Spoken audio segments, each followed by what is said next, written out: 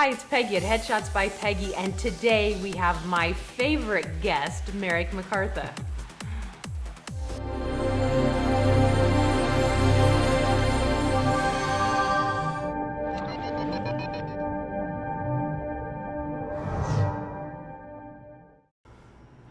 So, Merrick, you're a pretty busy actor. You keep pretty busy in the industry between theater, commercials, episodic stuff.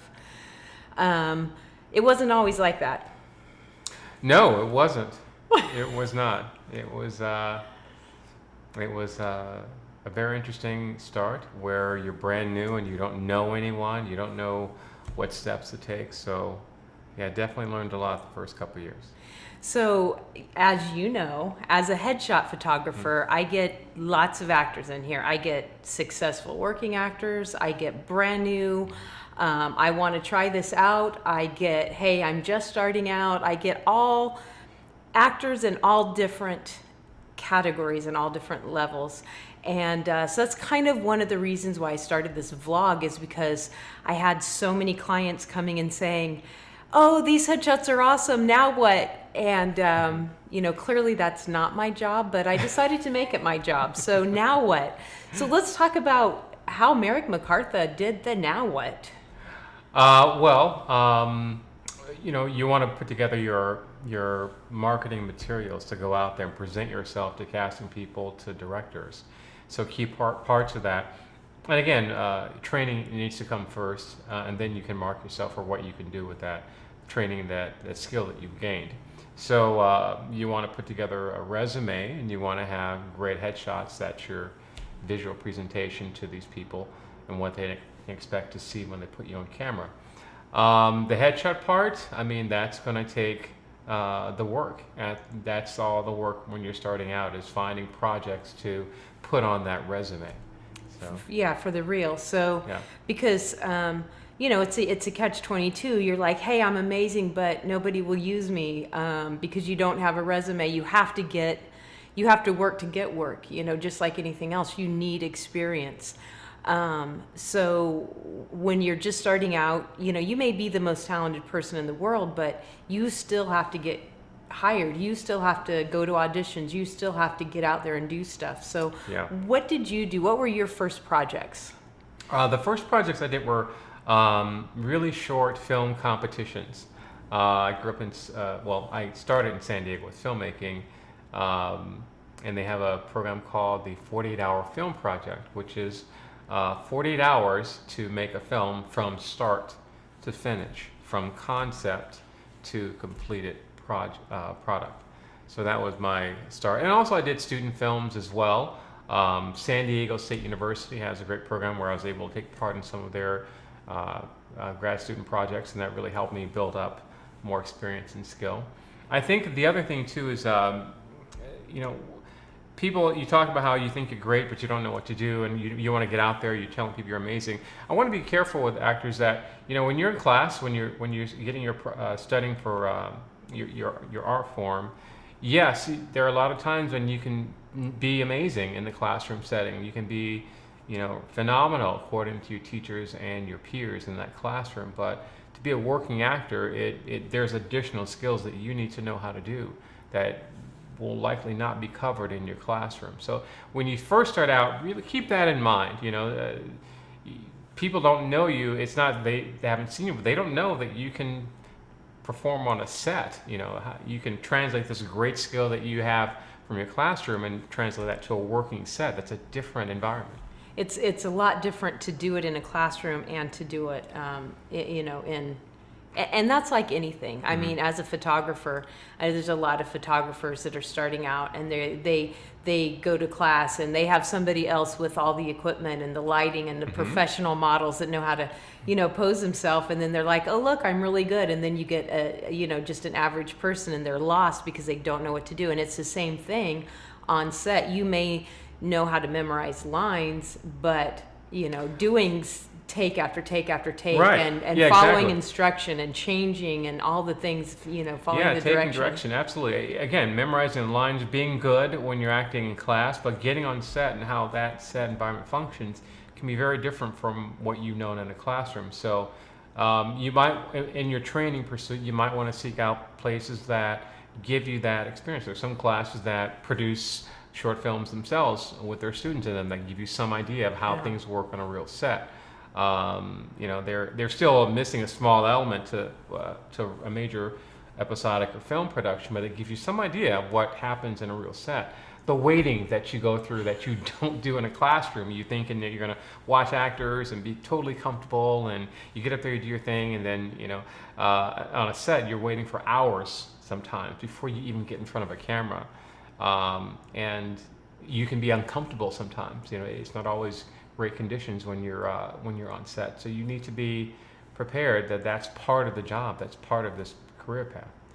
And like anything else, you need the experience. So you don't start off saying, oh, I need X amount of dollars. You start off like, oh yeah, this is for free for the learning, or maybe it's $100 thing. But you start out just doing stuff and getting that experience and getting material for your reel.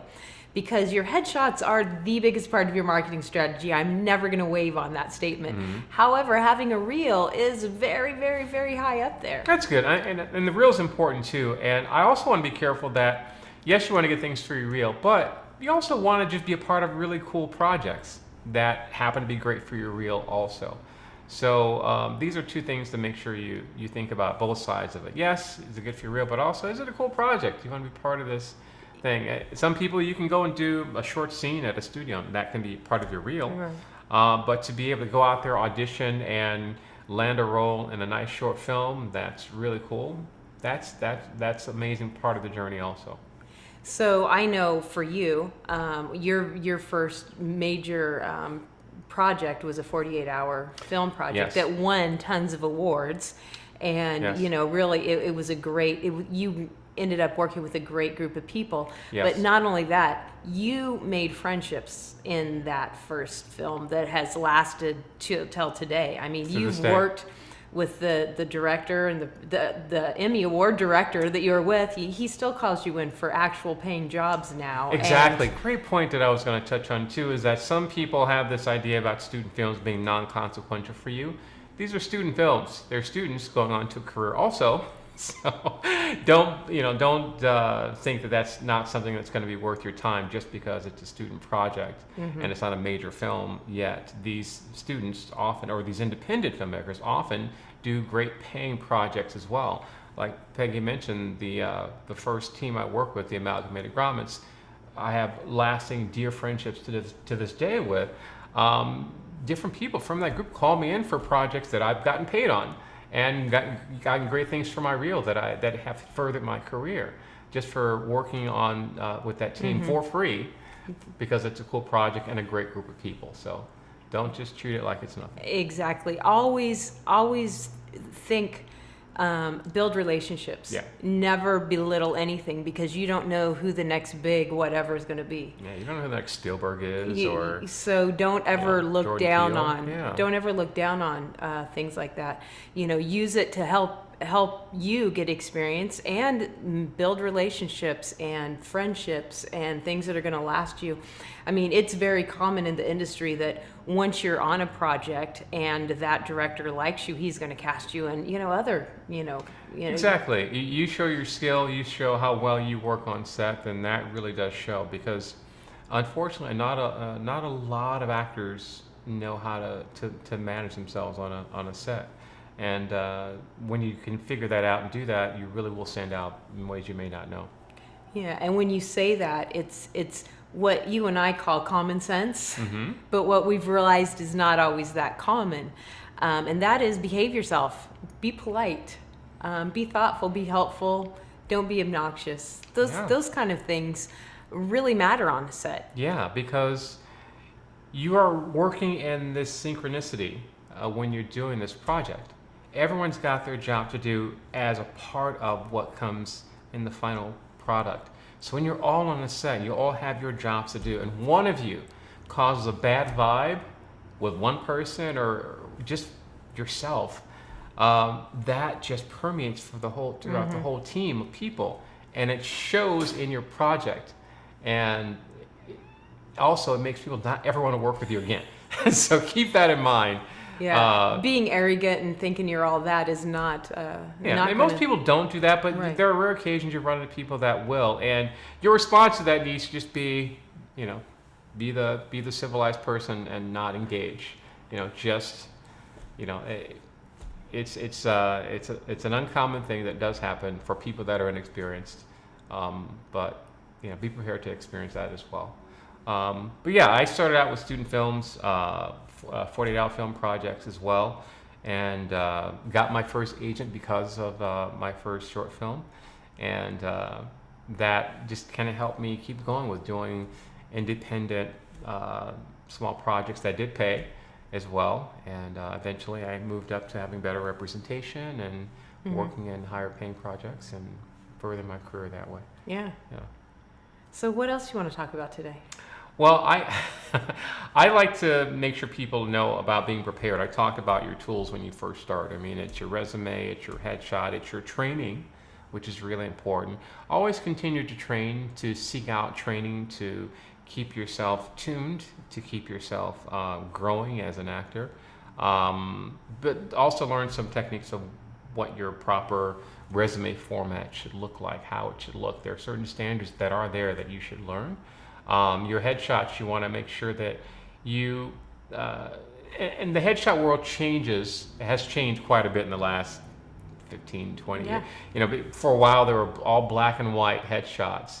And I remember that someone told me they use black and white only because the word, you can tell me this is crazy, in black and white, you can tell from the way the shadows are in black and white, how you really look, how your face looks. You don't really need color. The black and white does everything for you. Well, I think the reason that they use black and white is because it was readily available. Up until, the last 20 years, color pictures weren't as inexpensive as they are now. So, I know even 15, 18 years ago when I first started doing some headshots, I definitely would not have called myself a headshot photographer back then. But when I was doing, headshots, I would format it and they would, order 100 at a time or 300 at a time. And, it was a big deal because that headshot, like, you're stuck with it for, but now it's, everything, that end of it's changed so much that it's 85% digital and 15, printed now. You still need printed headshots. But your digital presence is so much more important. Correct. And as far as the still needing the headshots, that really goes to a lot of the independent and student projects that you'll do. They will want you to bring in a hard copy for headshots. So keep several copies of your headshot hard copy with you. The episodics and major films, they'll have things in a digital form and online through LA Casting or Actors Access, where you don't need to have a hard copy at the audition. They have it already on screen, but in the smaller projects, they're gonna probably want to have your hard copies. There's still some casting directors that just like hard copies. Yeah, and I've gone on. Yeah, sometimes they'll put it in the notes that you get with your audition, bring hard copy, and sometimes they don't. So don't be the person that doesn't have a hard copy. Carry 2 or 3 of each, 2 or 3 commercial, 2 or 3 theatrical in your, with your resume up to date stapled on the back. Just keep that in a folder in there. We have a folder in the car. Right. I keep an audition folder with me at all times with headshots, with resumes, with a printout of my auditions that I'm going to for that day. And that's all brought into the room with me in case they say, hey, we're taking headshots. I have it ready. But yeah, that's something to keep in mind too. With your change in formats, I don't know if you've seen this too, but you'll see some actors that have been in the business for a long time that will do a retro post of their black and white headshots, and you can get an idea of the kind of posing they had back then for those. And I guess it's different with black and white, how the lighting has to be, of course. Yeah, but not only that, I think once they went from black and white, then they went to like the crazy backgrounds when they went to color, and then they were like, wait, the crazy background's too distracting. So so it's really evolved in what people want. And again, now they're not looking at, casting directors are not looking at hard copies. They may want a hard copy when you come in, but they didn't call you in for an audition off that hard copy. They called you in off of a thumbnail. Right. Yes, that's true. So realize too that when you're looking at your headshots and your photographer sends you the digital copy, you zoom in. You right. You want to zoom in and make sure you know how that thumbnail is going to come across. I think when you're uploading your headshots to your casting profiles, there is an option for you to show what your full headshot is and what your thumbnail is. There is a setting to adjust what your thumbnail framing will look like. So make sure you're aware of that and that you do that, because that can make a big difference to you or to the casting director. Right. And, you know, a lot of that is going to be personal style and personal preference. I do not believe in cutting off part of your face. Yeah? You know, a little bit, especially You if don't get like the hair little- cut off, do you? I like it people really get their hair close. cut off? I like it really close, but I don't like the whole, you know, the whole point is to see the shape of your head, to see, you know, the shape of who you are. Yeah. And if you cut, you know, I see headshots out there and like they have a whole, I'm like, what? I'm sure they I don't have an need ear. this much they surely background. Have an ear. You don't think they have an ear? Maybe they don't. You think Maybe they show up and there's someone no bit, ear and they're like, hey, you did they that? may show up and you know their ear's been bitten off. You don't And all right. casting. Oh, I'm sure that's not it. Other things I noticed too is that I've seen some headshots where they're dark haired like mine.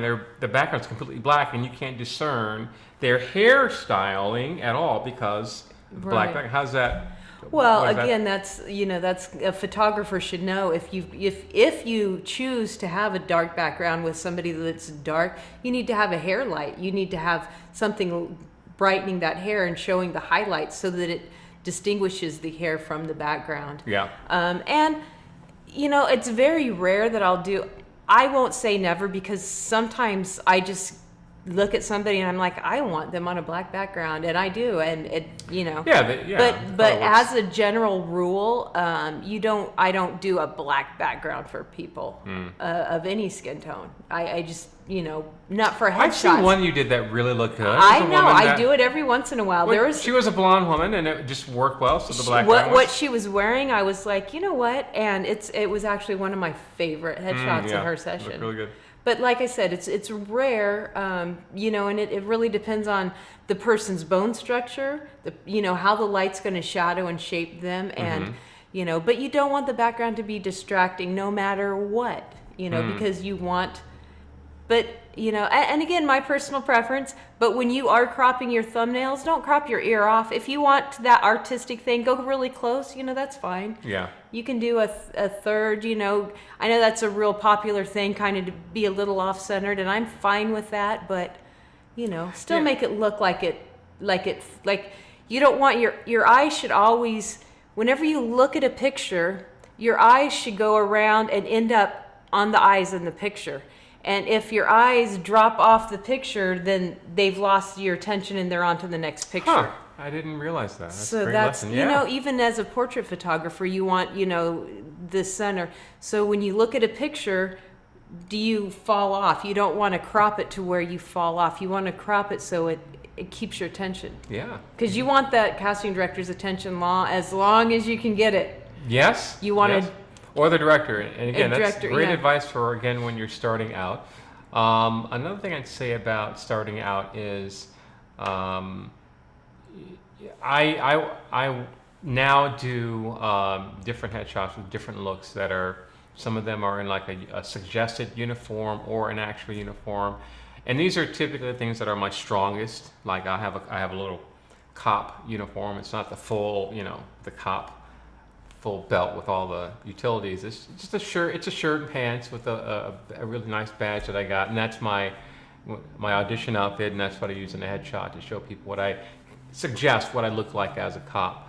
The doctor's white lab coat, which is actually quite a lot of times. It Doctor's might be, coat, lab coat, scientist coat. I mean, a $15 investment on a lab coat, if that's your type, is always a good thing. Casting people rarely want you to come in a specific uniform or costume, but the white lab coat is I think by far the most requested I've seen.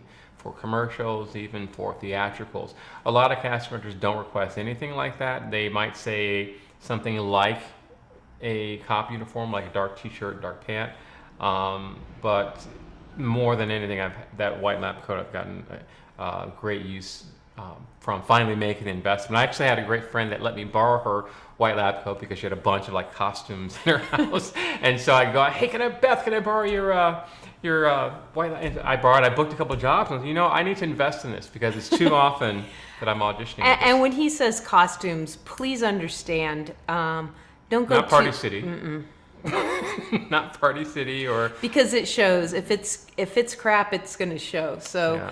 and can you say crap on your vlog? I can say anything. You can? You know Okay. why? The kids are Because watching. it's my vlog. Oh, I get it. Okay. Oh. Alrighty. Anyway, but the other thing is, and I'm just going to throw this out as a freebie. Iron it. Oh yeah. It's really strange how I see even headshots where the shirts aren't ironed. I they're have really a wrinkly. steamer in my and I in get my that studio you might because have a people great come- photographer that knows how to Photoshop stuff, huh? But ideally you want it to be ironed, and not just for the headshot, but for the audition, especially. You going in with wrinkled, disheveled look, it doesn't really. Yeah, fit. it look. You're not going to show up for an audition all wrinkled up, and if you are, shame on you. I Yeah, mean, it's seriously like be put together. Yeah, and I look at it like when you're going in for a job interview, you come in presentable in that job interview. Same for the audition. Yeah. You want to be presentable and appropriate for what you're going out for. So keep that in mind. I mean, I'm shocked how many people come into the studio with like their stuff just wadded in a pile. And I'm not just talking young guys. I'm talking everybody, and they start pulling out stuff and I'm like, and so I have a steamer that, I suggest that they use, but half the time I end up you using. end up doing it yourself because they don't know how to work the steamer. But these are skills that you need to possess as an actor because Yeah. you're auditioning, and clearly when you get onto set, you're gonna have wardrobe to take care of this. But these are skills that you need to learn. If you don't know how to iron, YouTube it. I bet you there is a YouTube video that will teach you how to iron. And as far as the wardrobe, a lot of times you need to bring your own wardrobe. So you're gonna need some wardrobe. Not just for auditions, but things to wear on a job, especially if you're just starting out. If you're still non-union, many times they say can you bring some of your own suggestions in? Even episodics, I brought in things that were my Right, own. I was gonna say a lot of union jobs. And they will have a full room of things, but they want you to bring your things in just in case you have that little thing that adds something that they know fits you well. They can show it to the director as an option. So yeah, you want to build up a little bit of wardrobe, things that are your type. If you know you're getting called in for, an attorney, you want to have a couple of suit type things. If you're getting called in for a dad, you want to have some jean options, some t-shirt options, things like that. If you're called in for, a soccer mom, you want to have some jean options, some t-shirt. So yeah, wardrobes having getting called in for a photographer. These are valuable investments for you to have also. So keep that in mind also when you're starting out. So as you can see, what we're talking about, you need to have some kind of financial, resources available to you when you're starting out. It shouldn't be a huge amount, but you really need to realize that you're going to have to spend money when you're starting out with this. So try to factor those things in when you're making your decision. And you don't have to spend $1 bazillion on clothes, but don't get things that look cheap either. Oh yeah. As there's far a as what you difference. get, I would definitely recommend going to. The Old Navy is great. I mean, these are things, no logos. If you can find nice things that look good on you with no logos, those are ideal for a film project, because typically they don't have the licensing or agreement to show that logo, or they're going to cover it up and it might be complicated. So finding things with great colors, patterns, without logos, those are going to be great for you to invest in. And it doesn't have to be expensive, just something that fits nice, looks good on you, and compliments you well. So yeah, having a simple wardrobe is going to be great for you to just have with you. It doesn't have to be a lot, something that when they request it, you have it, or you can say that you have some things. Here's another secret. Every job I've done, whenever they ask me to bring my own options, my clothes to the set, 99% of the time I get their bag of stuff, they'll either say, what you're wearing is great, or they don't open my bag at all and just pick something from theirs. So But always look prepared. be prepared anyway, because I have seen the instances where a person gets the set, and the wardrobe person, did you bring anything else? And they say nope, and you get the big eye roll, and now you're that person in the cast that didn't Never bring be anything. that person. Yeah. So yeah, even though I give a chuckle when I went through the trouble of grabbing all my things to bring you these options, and they don't use any of them. It's okay. I'd rather do that than be the guy that shows up and they don't have anything for me. Now, here's something that a lot of people don't talk about. Can we talk about something that's not talked about a lot? Okay. Well, Merrick, right now is a good time to break this up and finish part 1. Oh, all right. Because we're going to continue, though. we're yeah? going to continue, Okay. but they have to come back next week to watch part 2. Oh, the hook. The hook. So in part 2, you're going to share more about your beginnings and fun stuff, right? Yeah, a lot of different stories for. All right. So as you guys know, I always try to encourage, inspire, and educate. And Merrick was very encouraging, inspiring, and educational today. So thanks for coming on. You're welcome. In the links in the description below, I'll leave all of your social media links. You are on Facebook. You are on Instagram. He should be on Instagram more. And all of that in the description below. Most importantly, follow me and leave tons of comments. Share this video with everyone you know, and have an amazing week. I'll see you next week for part 2 with Merrick McCartha.